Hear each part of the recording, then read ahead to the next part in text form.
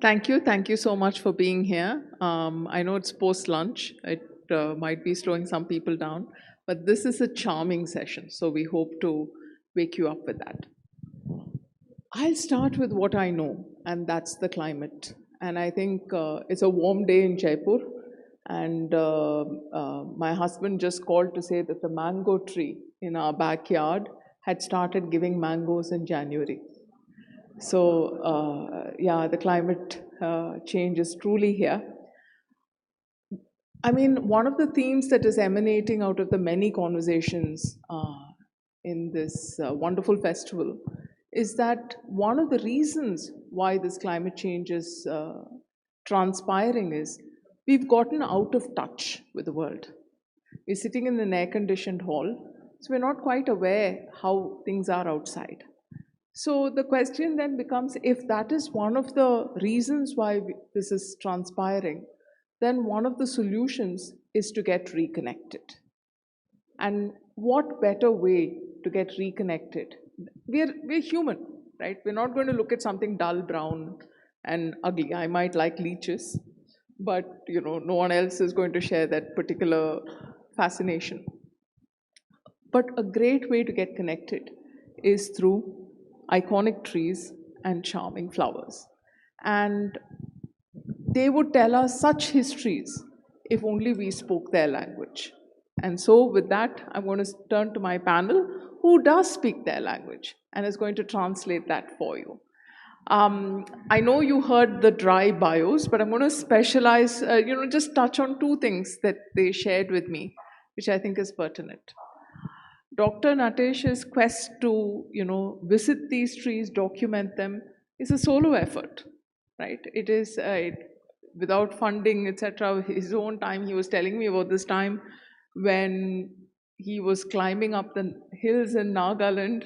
He's at one of the most strenuous texts. I'll let him tell the story, but it tells you that these are not people who came to it lightly or are writing about it lightly. Justice Chauhan, I was asking him, why are you writing about flowers? He said, well, flowers keep judges sane. So, with that, let's turn to our panelists. And I'll start with you, Dr. Natesh, and ask you what inspired you to write this book? Thank you, Mridula. Well, I guess I have always been interested in plants and trees since childhood, but it was not until I reached college that I decided to become a botanist. And I taught botany for about 10 years in Delhi University. And then I went on to the Government of India, where I kept my interests alive for several years until I superannuated. I was also handling many projects related to plants and trees. When I superannuated, I spent 3 years on the campus of the National Institute of Immunology in Delhi. It's one of the most beautiful campuses, in case some of you have not seen it. Eclectic mixture of exotic and indigenous trees there. And you don't know where the buildings begin and nature commences. So beautifully done. And I was the first botanist to reach there, and perhaps the last one. So I decided that these guys are all molecular biologists, but very interested in climate and environment. So I decided to write about one tree per month for their benefit in a jargon free language, telling stories about those trees, paintings, stamps, poems, and so on about each tree on their campus. And I started sending them every month information about a tree, one tree. And I did perhaps about 13, 14 trees during my being there. And then everything was going well. And then one day I suddenly started asking myself, I'm talking to these people about trees. How much do I know about Indian trees? Which is the oldest tree in India? Which is the tallest tree in India? Which tree has influenced our history, culture, religion, or whatever? So, to answer these questions, when I started digging up, it was not easy to find them. So I said, someone has to put their hands up, and I decided to do it. I was already about 65 at that time. And I didn't have a grant, I didn't have a team, but I said, let's start somewhere. So I started. That is how this quest began.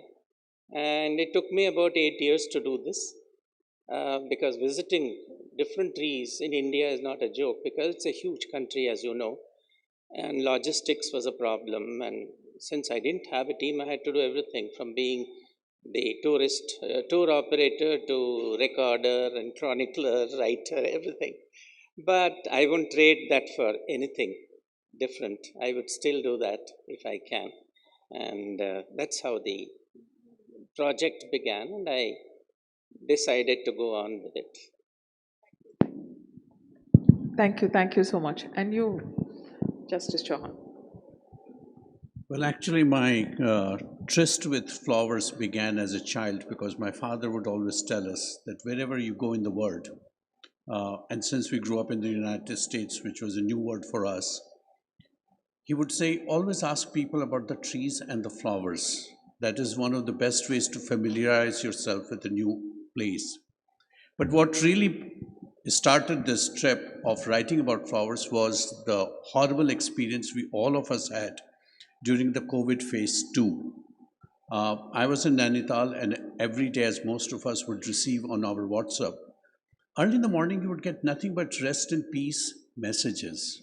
And I began to have the sense that all my friends and all my acquaintances, in fact, a lot of people in the High Court of Uttarakhand, we were going through quite a depressive phase. So I said, we should do something to bring back hope, a sense of beauty, a sense of calmness. And it was a suggestion by my wife while we were just walking in our lovely garden. She said, why don't you write something that will bring all these things back? And lo and behold, there were these beautiful flowers staring at us. So I just started, photographing because I love photography. I started photographing each of the flowers, started researching about them. And then I started writing about it. And even today, every day, I do send flowers to my WhatsApp group friends, and there are about 700 of them spread across the world. And many of them, of course, ignore, and some of those who ignore are sitting right in front of me. But many of them do reply, and they say, it's lovely to have flowers being sent early in the morning. It makes our day. So that's what got me into, and what really captured my mind and imagination was, of course, the legends, the myths, the symbolism, the political statements some of these flowers make, the emotional statements they make. So it's a complete word in itself. So the world of flowers enticed you from what you said is the ivory tower of... Oh, absolutely. And I think judges all over the world, we need something that will take us away from the world of murders and mayhem and family disputes and income tax cases. And I think there's nothing better than a sense of beauty. And as Lao Tse says, the Taoist, that we really belong to nature. It's not that we are separate from nature. It is not that we are the towering figure of the world, unlike the Greeks who say man is the center of the universe. The Chinese tell us no, and in the Indian civilization also says no. You're merely a speck of dust in that nature. So find your existence and be happy with the fact that you're part of a huge nature out there. So, that's how the entire journey began. Super. So I think just moving from the point he made, right, to tell us there is another, there is something great. What made what makes a tree iconic? In the introduction, you say there are 300 trees, but I had to force myself to 75. So first, what makes a tree iconic, and then why 75? See, every country has its own iconic trees or very outstanding trees. Just think of the giant sequoias of America, or think of the bristlecone pines, which have been standing live for 4,800 years. They were standing there when the pyramids were being built, and they are still going strong. Think of our own Bodhi tree, for example, in Bodh Gaya. where Buddhism took birth under a peepal tree. Or think of the great banyan tree of Calcutta, about which many of you must have uh, heard about, if not seen. So, all these trees are outstanding, and basically, they are important community resources. And in that sense, um, they have certain values assigned to them. They are important because of some outstanding features or values or connections with them. So, such trees have been referred to as heritage trees, iconic trees, legacy trees, champion trees, and many other terms. If you look at the literature on trees, you will find about 60 different terms to describe such trees.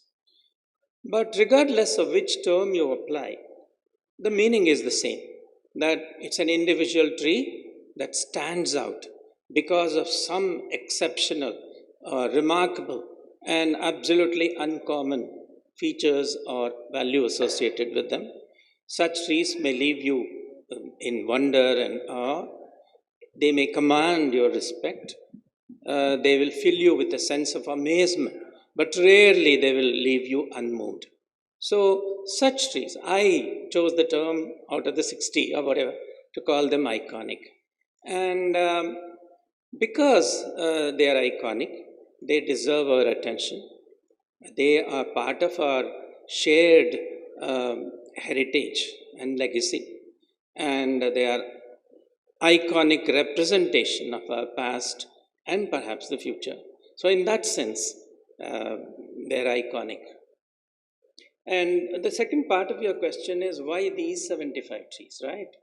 So, I started off with a list of something like 300 odd number of trees, and they are potentially iconic. When you start a project, you make a map of things of what to go, where to go, how to go. So I started off with that list. And that list keeps expanding every week. Somebody tells you a new tree, or you find out from some source, etc. That's not important.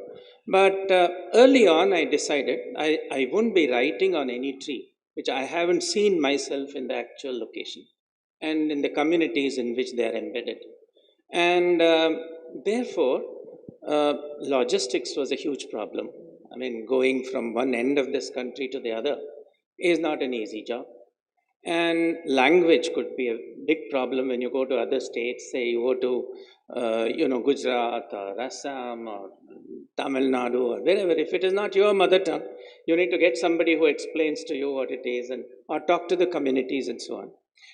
So I was looking for basically four things to decide whether that tree should be included or not.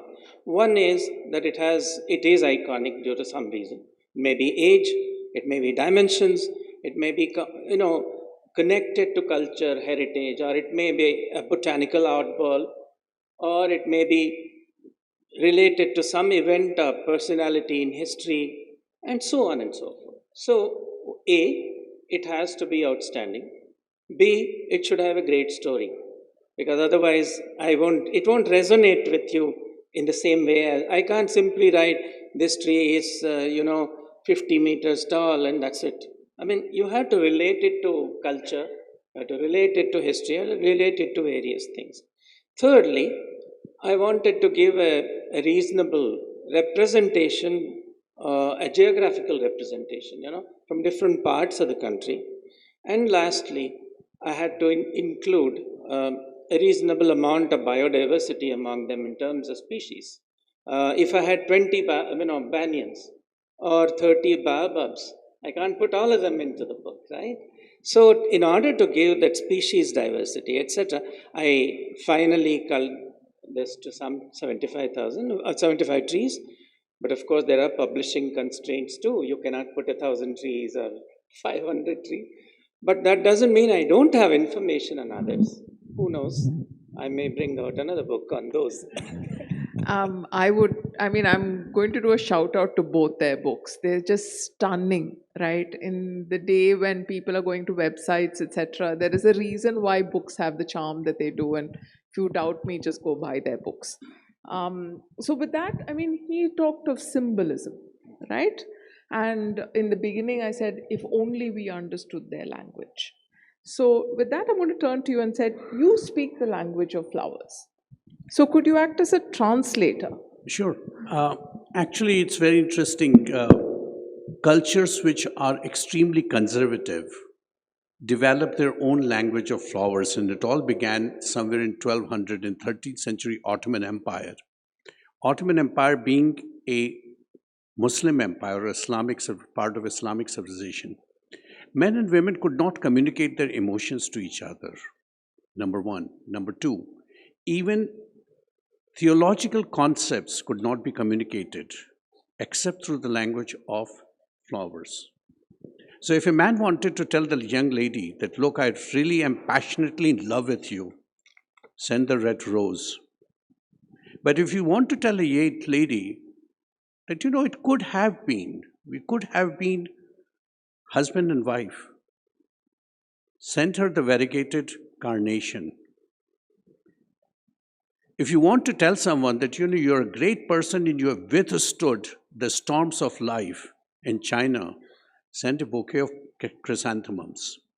So the flowers have their own symbolism, their own language. And it's very interesting how languages change and the symbolism change from one culture to the other.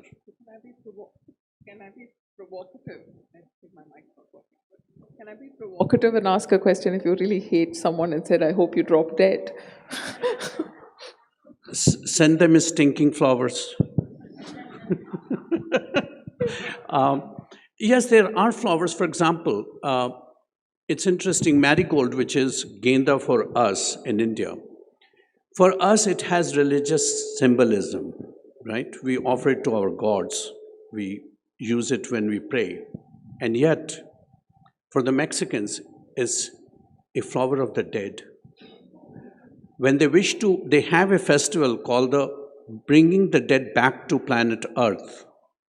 They offer the genda, and they believe that marigold has such a strong fragrance and such beautiful, vibrant colors that it will indeed bring back your ancestors back to come and speak with you. So it all depends, what you want to say. So perhaps somebody you want to say that please, pass away. Perhaps you should send him a bouquet of flowers which represent funerals. And there are plenty of flowers in the world which represent funerals, provided the person is intelligent enough to get the subtlety of the message. And he or she is from the same culture as you are. I think you wanted some slides. Yes. Do you want to do that now or later? For the next round when we start talking about specific flowers, or if you'd like to do them now, that's fine too. If I may, I would just want to, could I just have this? Could I have the slides, please? For example, take this carnation. Now, carnation is a very interesting flower because can you believe carnation even has political messages? For example, when the French wanted to resist the Nazi invasion of France, they wore a white carnation. When Oscar Wilde wanted to talk about the LGBT issues in Victorian England, he would wear the green carnation, and therefore green carnation in England stands for the LGBT movement. Yet in Ireland, the color green is correlated with St. Patrick. Therefore, if you want to show your religiosity, you would wear a green carnation. So carnation has different meanings at different places. In Korea, when you want to show respect for your parents on Father's Day or Mother's Day, you'll give them a bouquet of carnations. So it all depends on what is it that you wish to communicate. There's this cornflower, which again is a symbol, a political symbol for resistance, because it is said that the Queen of Austria, when Napoleon wanted to make sure that not only the king, but the queen and the prince of Australia should be killed, she went and hid her children in a field of cornflower. It became the symbol of the German-Prussian resistance to the Napoleonic War. And yet, carnation, this cornflower for the Egyptians was a symbol of resurrection. Therefore, whenever you buried your mummies, for example, we have found garlands of cornflower on the mummy of King Tutankhamun because it talks about resurrection, about how comes back from death, back to life, which is such a profound concept in the Egyptian culture. Oh, that's really fascinating. And guys, next time you walk through a field of, they say, smell the roses. Yes, sure, smell them, but also listen to what they have to say. So, with that, I'm going to turn to you, Dr. Natesh. What was your one, maybe two iconic trees that really stood out? Your favorites, not your favorites, but the ones that stand out now. Well, I can't say I love one of those 75 trees. I've written about all of them. Each has a story to tell, each has its importance. But since you ask so emphatically about it, let me say that there is a beautiful baobab tree in Barabanki district near Lucknow, which is revered as Parijat. It is said that Kunti sent her son Arjuna to get this tree from Indra's garden and bring it down so that Kunti could worship Shiv on certain auspicious days. Now, this is a very important, interesting thing. African baobabs have come from Africa to India in 4 waves. Now they have done DNA fingerprinting of these. They fingerprinted all the trees from eastern coast of Africa and the western coast of India. It's well established that all the baobabs in India owe their provenances to the African tree. Now here is a foreign tree which came to India and been included and incorporated into our worship rituals. There is also another baobab tree in Bijapur, Karnataka, which recently collapsed and died unfortunately, which was used to behead people under its branches by the Adil Shahi dynasty. They either used to cut off the heads of those people or hang them from those trees. So the same baobab is worshipped in one place, and it was used as a gallows for people in the Adil Shahi era. And this is a very fascinating thing. Of course, the Lucknow baobab or the Barabanki baobab, it has some kind of an aura around it. And if you just move near it, you will feel that sense. So, yeah. No, sorry, So basically, there is another tree called, Dodda Sampige in the Biligiri Rangan Hills in Karnataka. This is worshipped by the Soliga community, the tribal community, who are considered by experts, genetically studied, that they are among the oldest settlers in India. And very interestingly, they are genetically related to none of the South Indian tribes, but to 2 Aboriginal tribes in Australia. So, how did they come to worship this Sampige tree or Champa tree? I was fortunate enough to, hobnob with these Soligas who took me to this tree. You really feel something, when you reach that. A huge tree, perhaps 500, 600 years old. Nobody has actually scientifically done the dating of this, but it's beautiful. And there are many such stories I could narrate to you about many trees, which has a story associated, more than one story sometimes with each of those trees. No, this session could go on forever, so I'm trying to restrain. So you guys also have times to ask your questions. I'm going to take the moderator privilege to add one more tree. Anyone from Kodaikanal? There is a beautiful tree in his book, and it's in the Shola, and it's called a tree cathedral because it's old enough and big enough that you can actually walk inside, and when you look up, it looks like a cathedral. So please get his book, read that book, and when you go to Kodaikanal, try and look it up. There is incidentally a tree in Golconda Fort where they say that 40 people can get into it. It has 2 cavities. It's a baobab tree again. So there are such many wonders that, you could talk about, absolutely. Now, the bard says, call a rose by any other name would smell as sweet. That's not quite the case with flowers. You could be intending to tell a young man that you love him, but incidentally say, well, we could have been. So, So, do you want to talk about some of the stories? I know we discussed this earlier about how some flowers are looked at so differently by different cultures. Could I have the slide on, please? Could you turn the slide, please? The PowerPoint. I'll take you to the tuberose, which, by the way, is not an Indian plant. It came from Madagascar. Very interesting. Look at the way we interpret the tuberose. In India, and tuberose is known to have one of the strongest fragrance in the world, besides Raat Ki Rani, which is the night jasmine. We Indians love it because it is said that when you are near a tuberose and you soak in the fragrance, it increases the libido. One of the reasons why you need it for your honeymoon night. When the Britishers came, they were shocked by this flower. And they said, oh my God, and it's a quotation from England which says that the fragrance of this flower is so strong that an English lady would barter off her chastity for having this flower. So they said, no, no, this is dangerous territory. They said, forget about it. They suddenly turned into a funeral flower. And suddenly you have the idea that to look at a tuberose is to talk about death and destruction. You take the same flower to Mexico, and they have the weirdest story I've ever read.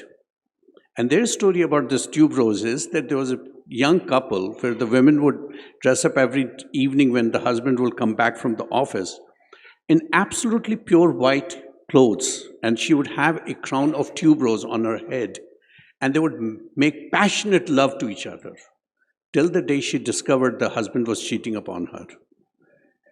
As vengeance would have it, she killed both her children and threw them into the ocean, and at the seashore she dies. The Mexicans say, if you are at the seashore and you have the fragrance of the tuberose, run for your life. The ghost of that lady is going to come and make passionate love to you. So run away as far as you can because tuberose is dangerous. This is how flowers change their meanings. They show us different cultures. Many of the flowers you would realize are also tell us a lot about morality. For example, kevra, the screw pine. Fragrant as it is never offered to any of the gods. Why? Because we have that story from the Puran that when Lord Shiva finally transforms himself into a pillar of fire, and Lord Vishnu says, let us discover its beginning. And Lord Brahma says, yes, also let us discover its end. So it's Lord Brahma who flies up to find out where the beginning of this pillar of fire is. He can't discover its beginning. But he sees a kevra flower falling down. So he stops the kevra flower and says, wait a minute, be a false witness for me. When I am asked, tell them, yes, I did reach the pinnacle and I discovered the beginning. And this is what happens. He goes back to Lord Vishnu and he says, hey, you're nothing. I discovered the beginning. You could discover the end of this pillar. Lord Shiva appears and he tells Lord Brahma, you're a liar. You're a witness who is lying. And kevra, you will never be offered to the gods because you have been a false witness. And Lord Brahma, you will never be worshipped because you are a liar. That teaches us a lot about morality, what happens. And this is one thing that I always emphasize to witnesses in our court. Please don't be like kevra. You're not here to lie to us. Tell us the truth.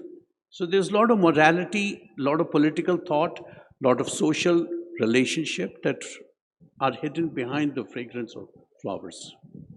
I could add a footnote to that story. There is a tree in Tamil Nadu, which is a shami tree, which is Prosopis cineraria, which is worshipped as the fifth head of Brahma, because he said this lie and Shiva cuts off his head. From 5 heads originally, he becomes 4-headed. So now in that temple, people worship that shami tree as is the incarnation of Brahma. I have included that in my book, that story as well.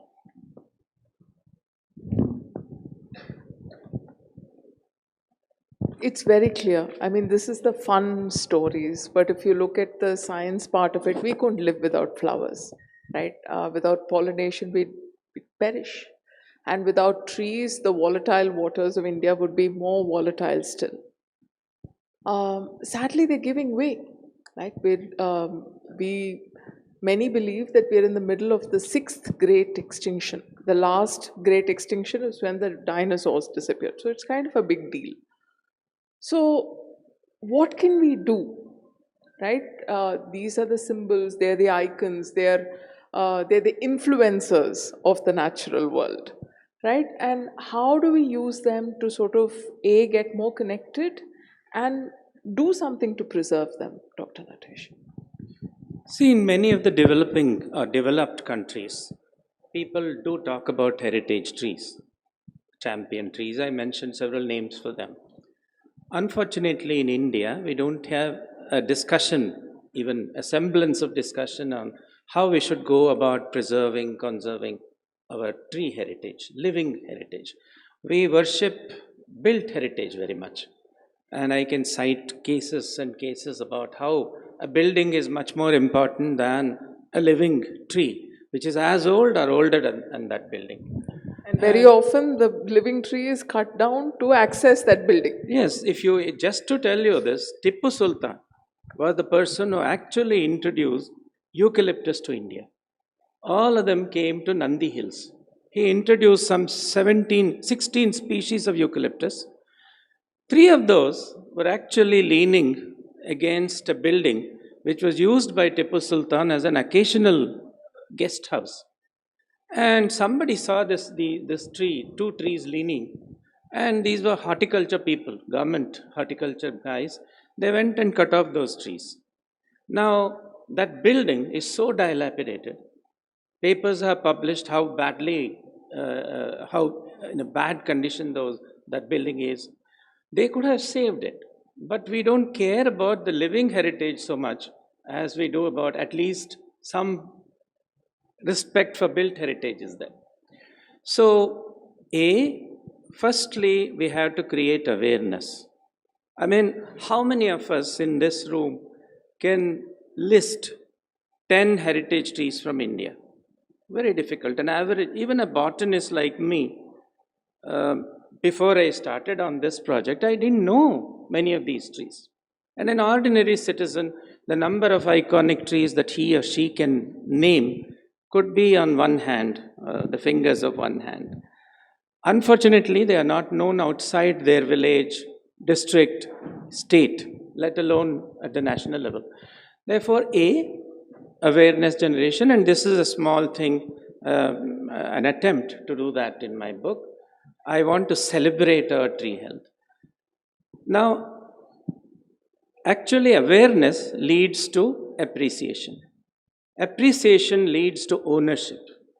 And if people are involved in it, of course, you cannot do conservation of anything without state involvement, definitely. But just making a law. Currently, the tree laws that we have in various states are not adequate enough to protect and conserve our heritage trees or our iconic trees. That name or the term is not even into these 3 acts. So there is a need to modify those. But even before you do that, create awareness, involve people, involve civil society. Otherwise, it won't be possible.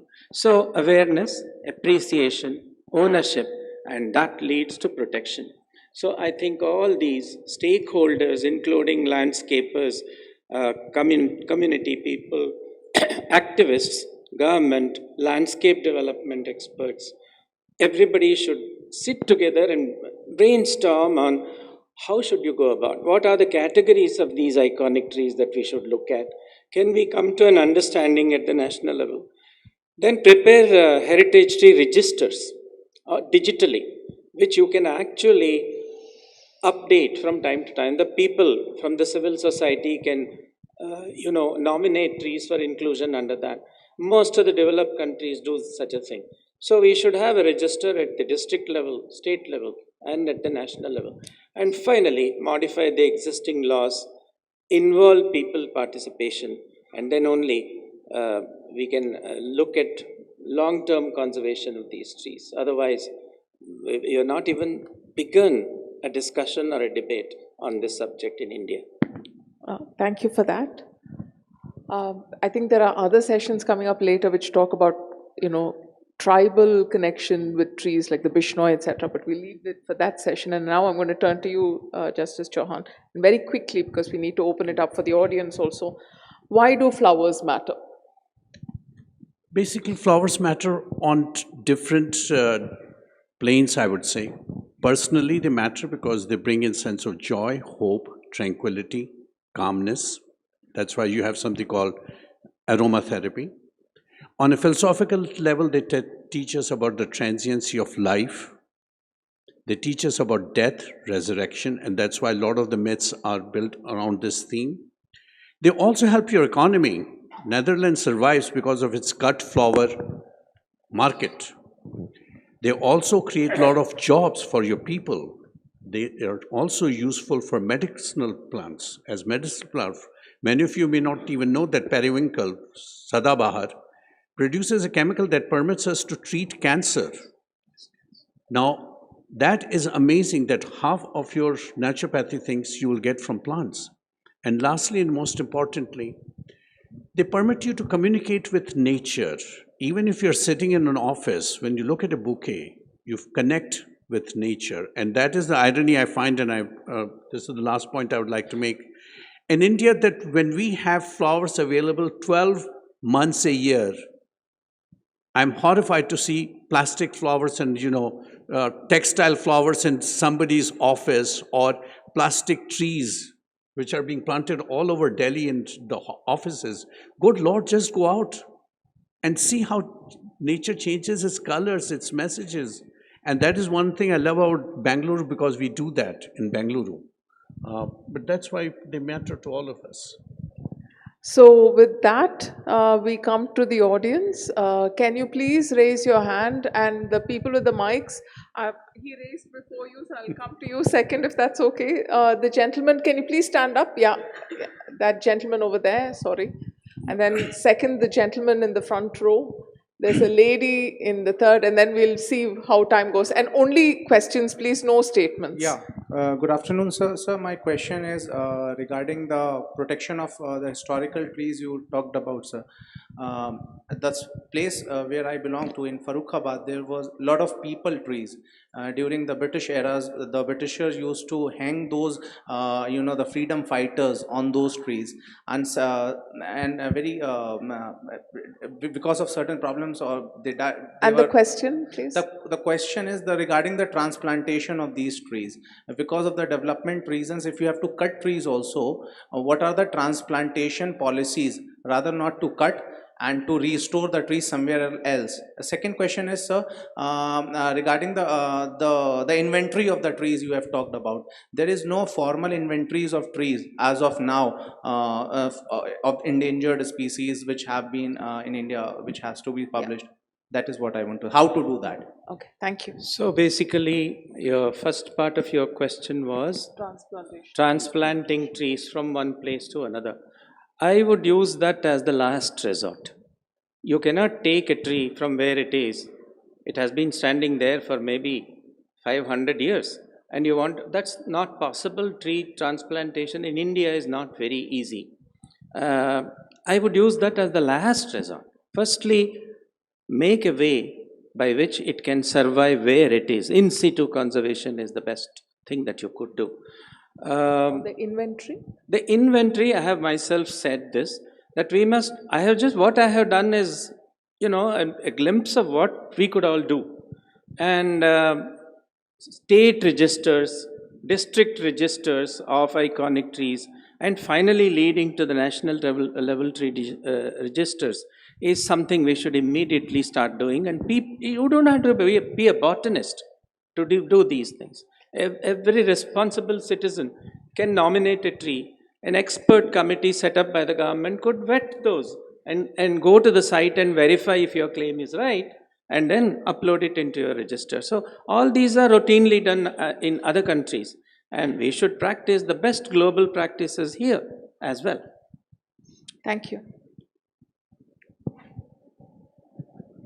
Dr. Naresh. The Chipko Andolan, I just wanted to find out how can that be spread around the country?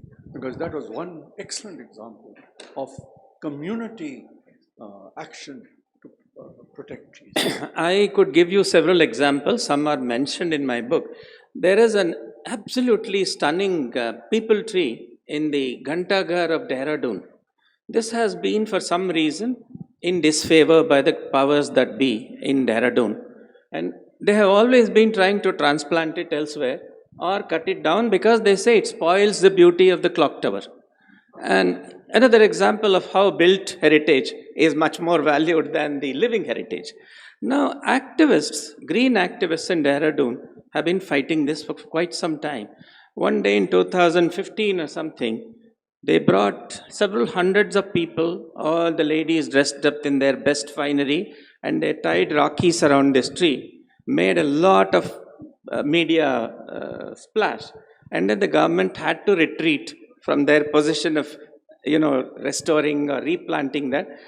Now, the tree is retained, and the Ghantaghar has been actually, cleaned up, painted. And this is one example. There are many other examples I could cite. Okay. Civil society can do miracles. The lady over there. Hi, thanks so much for the session. Hi. Quick question on the flowers piece. Every time I think about bringing in flowers at home or anything like that, I always worry a little bit about the actual water going into growing these decorative flowers, and if that's taking up maybe productive land. I'm just thinking about if there is an additional aspect of productive land being maybe used up to grow decorative flowers. I understand the merit of obviously looking at flowers in the garden, but I'm wondering if plantation type No, in fact, that is happening in India itself, because India is now beginning to emerge as one of the exporters of flowers. So a lot of people are now getting into flower cultivation because there's such a huge market throughout the world. So there's nothing wrong if you want to make good, fast buck. And mind you, flowers are seasonal, so you know which to plant at what time, and to make your earn your living from that. The crop selection is a long thing. We won't get into that morass here. Okay. We have one over there who raised his hand first, and then to the lady over there. Is that okay? My husband is with us. Not because my question is to Justice Chauhan. Yes. So I wanted to ask, I've been looking for some indoor flowering plants for a while, not able to find that anywhere in the NCR region. I'm from Delhi.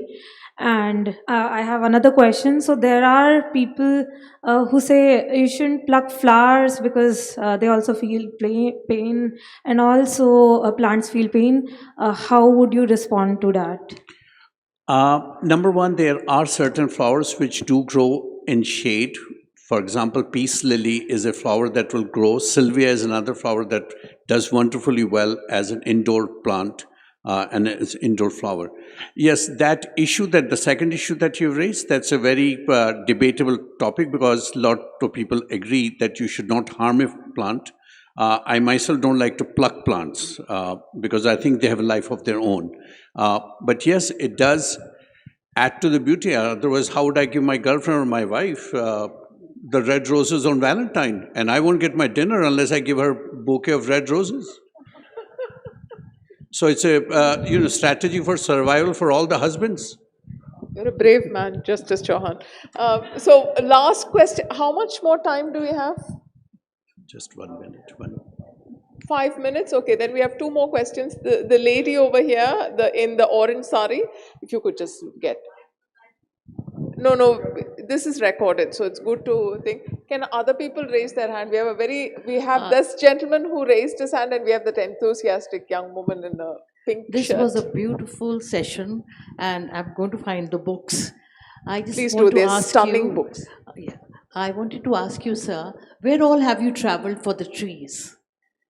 Is it within the country, or did you go outside as well? Because it is commendable. After 65, you're doing it for 8 years. I think yes. Big hand for you, sir.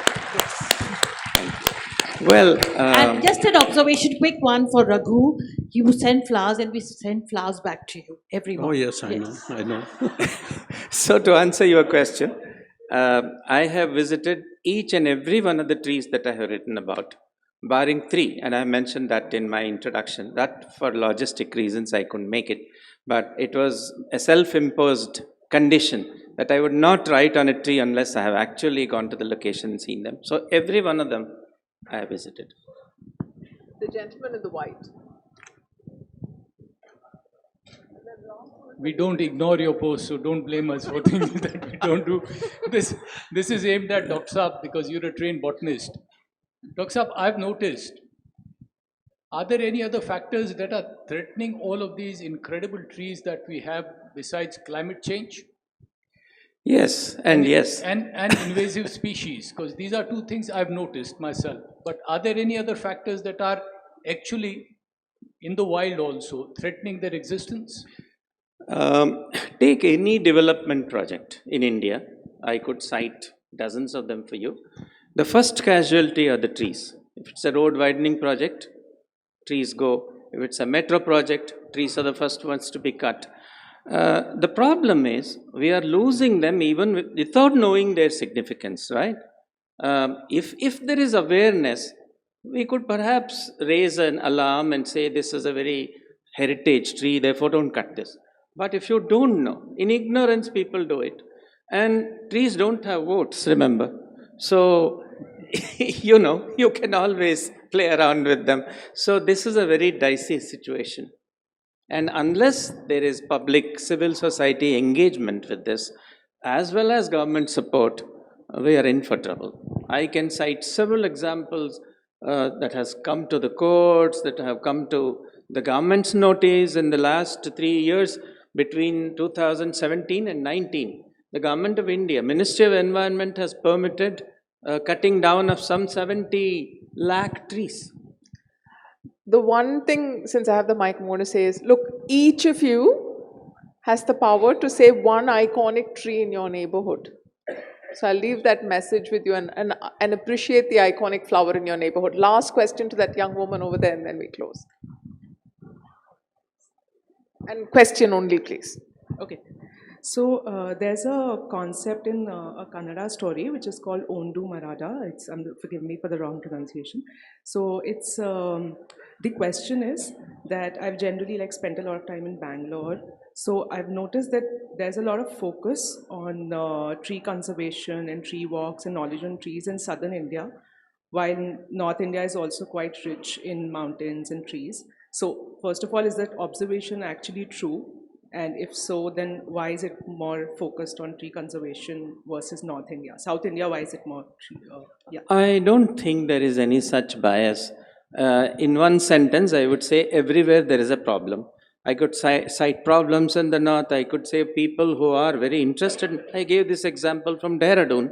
I could give examples from Mumbai and every other place. My town. Recently, of course, the civil society has been active. But remember, we need to bring some heritage tree legislation as well to strengthen public participation and so on.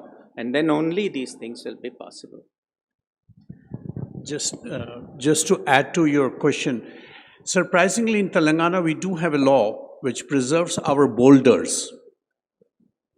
We do not have any laws which preserve our heritage trees, which is very surprising. Or flowers. Or flowers.